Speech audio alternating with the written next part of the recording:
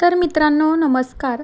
सावळ्याची जणू सावली या मालिकेच्या आजच्या भागामध्ये काय होणार आहे ते आपण बघणार आहोत. इकडे मात्र आता त्रिलोत्तमा, मोनिका आणि राजकुमार आणि तो कामंत आणि बाकी काही लोक यांची मीटिंग चालू असते. आता यांचं असं ठरलेलं असतं की आता सावली सनस्क्रीन बंद करायची जेणेकरून तिचे सेल खाली पडलेत म्हणून, आणि आता शुभ्रा सनस्क्रीन आपल्याला लवकरात लवकर मार्केटमध्ये आणायची आहे. तेवढ्या वेळात तिथे सारंग येतो. सारंग म्हणू लागतो, काय माझ्या सहीची काही गरज नाही आहे का? जे काही करता माझा सल्ला घेणार नाहीत का तुम्ही? आता तेवढ्या वेळामध्ये लगेचच सारंग खूप चिडतो आणि शुभ्रा सनस्क्रीनचे पोस्टर बघून ना त्याचं तर जास्तीचं डोकं उठतं.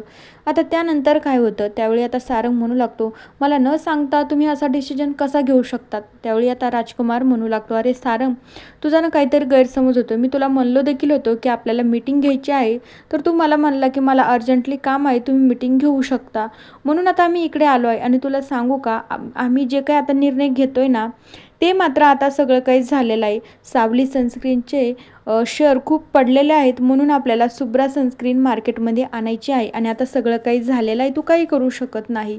त्यावेळी सारंग म्हणू लागतो, हो का? तुम्हाला माहिती आहे का मी कोण आहे? मी या कंपनीचा CEO आहे. मी काहीही करू शकतो आणि ज्यांनी हा घाट घातला आहे ना, मी एका मिनिटात कंपनीतून त्याला देखील बाहेर काढू शकतो. त्यावेळी राजकुमार आणि मोनिकाला धक्का बसतो. आता तेवढ्या वेळात सारंग त्या कामंतला म्हणू लागतो, जरा डोकं वापरून काम करत जा. मी कोण आहे लक्षात आहे ना? मग माझी परवानगी न घेता तुम्ही कोणताही डिसिजन कसा घेऊ शकतात? तो कामत घाबरतो आणि तिथेच थांबतो. त्यावेळी आता सारंगला खूप राग येतो. शुभ्रा सनस्क्रीनचे सगळे पोस्टर वगैरे फाडून फेकतो आणि मोनिका आणि राजकुमार फक्त त्याच्याकडे बघतच राहतात. आता त्यानंतर सारंग म्हणू लागतो, असा जर डिसिजन घ्यायचा झाला ना तर मला एकदा नाही, मला 100 वेळेस विचारायचं बरं का, सांगतो तुम्हाला मी आता एकदाच. आणि मग त्यानंतर सारंग मात्र सावली सनस्क्रीनचे जे काही ओरिजिनल रिपोर्ट्स असतात ते मात्र फाईल त्रिलोत्तमाला दाखवतो. आता त्याच्यामध्ये ना सगळे काही शेअर वगैरे व्यवस्थित ठिकाणी असतात आणि सावली सनस्क्रीन एक नंबरला मार्केटमध्ये असते. त्यानंतर सारंग तिथनं निघून जातो. तर त्रिलोत्तमाने ते सगळं बघितल्याच्या नंतर तिनं राजकुमार आणि मोनिकाकडे खूप रागाने बघू लागते आणि मग तेवढ्या वेळामध्ये त्रिलोत्तमा म्हणू लागते, हो राजकुमार आणि मोनिका, तुम्हाला सांगू का बरं, मी तर ना सारंगला मीच फोन करून इकडं बोलून घेतलं होतं, कारण की त्याच्याशिवाय आपण कुठला डिसिजन घेऊ शकत नव्हतो. तुम्ही बघितलंय ना आता काय झाले म्हणून. आणि मग त्यानंतर त्या मोनिकाला आणि राजकुमारला अजून एक मोठा धक्का बसतो. आता त्यानंतर दुसरीकडे ओवीला गाणं गायचं असतं, ती तो हट्ट काही सोडत नसते. अमृताला म्हणू लागते, प्लीज माझं ऐका ना तुम्ही, मला गाणं गायचं आहे, मला गाणं शिकायचं आहे. आणि मग अमृता ओवीची समजूत काढत असते. मग त्यानंतर ओवी म्हणू लागते, नाही काकू, तू तरी मला समजून घे ना गं, तू तरी माझं ऐक ना गं, मला गाणं गायची ना खूप इच्छा आहे आणि मला ते आवडतं, पण मला कोणी शिकूच देत नाही.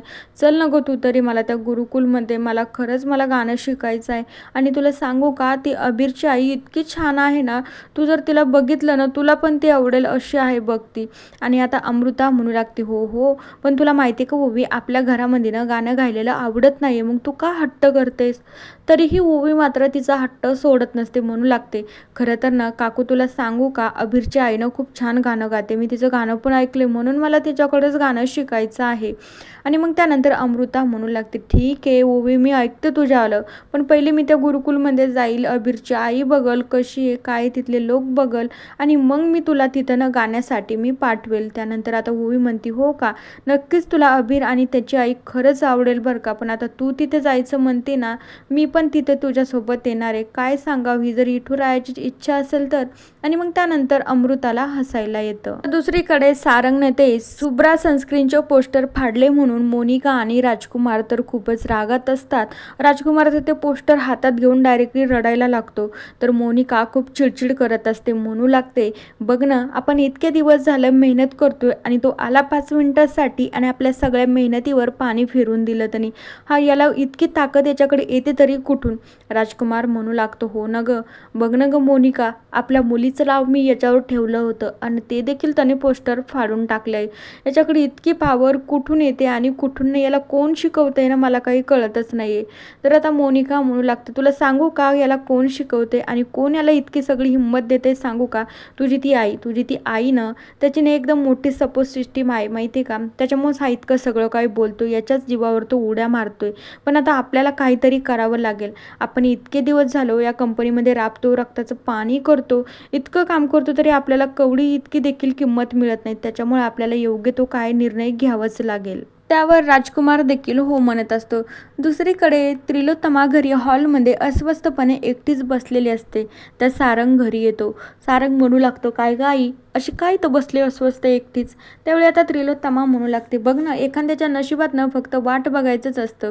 त्यावेळी सारंग म्हणू लागतो, आई असं का बोलते आणि तुला काय झालं आहे? काही चुकलंय का माझं? मी इतकं कंपनीमध्ये काही घडलंय, मी जास्त बोललो म्हणून आता काही शिक्षा द्यायची का काय, मला बोलायचं आहे तुला?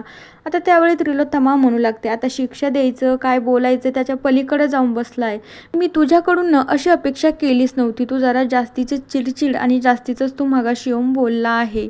आता दुसरीकडे सावली अबीरला झोपी घालते आणि मग बाहेर येते. ते मात्र आता जगन्नाथ सावलीला विचारू लागतो, काय ग सावली, त्या रतनचं तुझ्याकडे किती कर्ज आहे मला सांग तरी. त्यावेळी सावली सांगू लागते, काही नाही बाबा, 5 लाख रुपये आहेत त्यांच्यावाले. त्यावेळी आता जगन्नाथ म्हणू लागतो की सावली, आपण काय करू, लगेच त्याचे पैसे सगळे देऊन टाकूया. तर सावली म्हणू लागते, नाही बाबा, तुम्ही कशाला माझी मदत करताय? आता मला नोकरी मिळाली आहे ना, मी त्याच्यामधून ना हळूहळू करून त्याचे सगळे पैसे देऊन टाकेन. त्यानंतर आता जगन्नाथ म्हणू लागतो, काय तुझा बापावर विश्वास नाही का? आणि बापाकडून तुला एवढं पण घ्यायचं नाही का? असं काय बोलते तू? शांत बस, त्याचे पैसे आपण ना नेऊन द्यायचे आहे.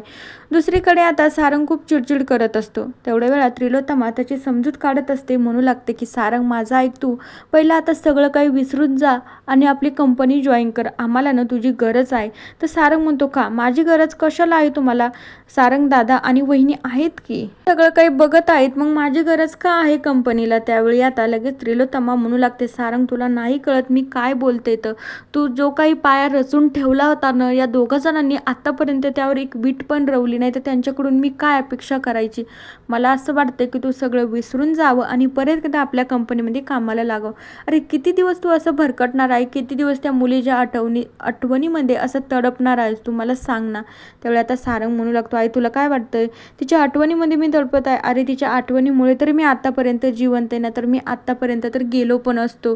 आता सारंगचं असं बोलणं ऐकून मात्र त्रिलोत्तमा शांत बसून जाते. तर दुसरीकडे मात्र अमृता आणि ओवी त्यांच्या रूममध्ये खेळत असतात.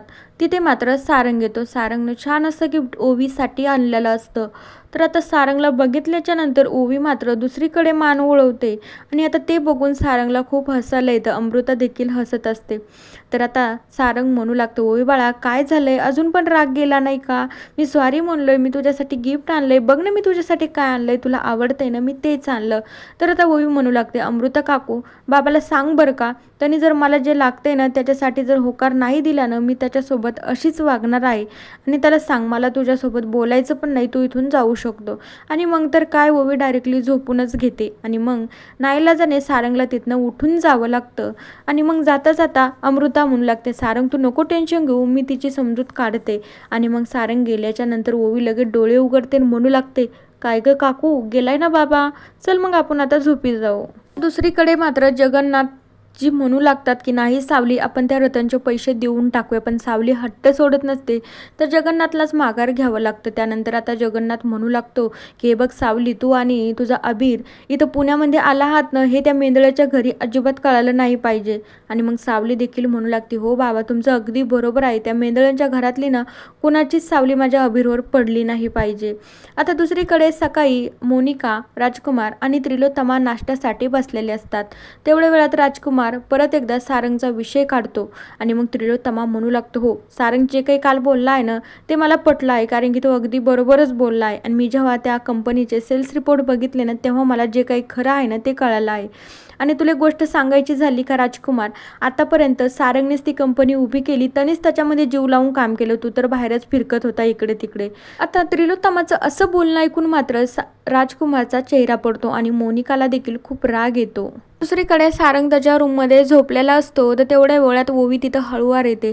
तिला मात्र सारंगने आणलेलं गिफ्ट तिला ओपन करून बघायचं असतं, पण तिला भीती या गोष्टीची असते की बाबाने उठू नये आणि मला बघू नये. ओवी ते गिफ्ट ओपन करून बघत असते. तेवढ्या सारंग उठतो म्हणू लागतो, अगं ओवी नको टेन्शन घेऊ, मी ना जागीच आहे, पण तू ते गिफ्ट नक्की खोलून बघ, तुला ते नक्की आवडेल, मी खूप छान आणलेलं आहे.